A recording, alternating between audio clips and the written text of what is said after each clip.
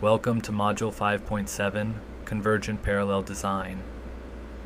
This is the most common form of concurrent mixed methods design, where both qualitative and quantitative data are collected simultaneously. It's particularly useful when you want to compare and relate different forms of evidence in a single study, giving each approach equal weight.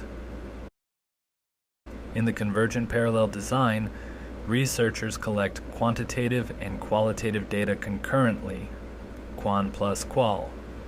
Both types of data receive equal priority, and each strand is analyzed separately and independently. Once analysis is complete, the results are merged or compared during a final interpretation phase.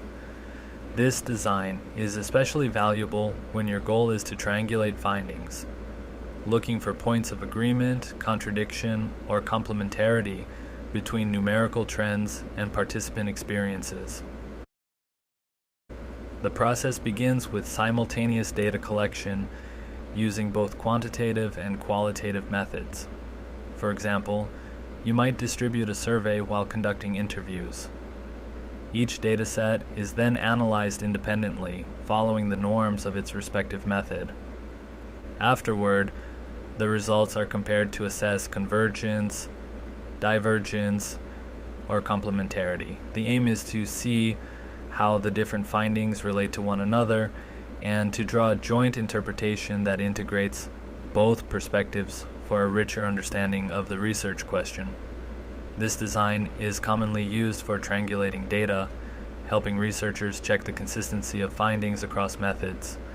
It supports a more comprehensive understanding of complex topics and is particularly helpful for validating quantitative results with contextual insights.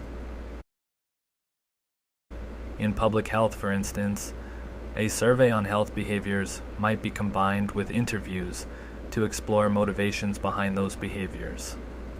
Strengths of the convergent parallel design include efficiency, balanced perspectives, and immediate integration.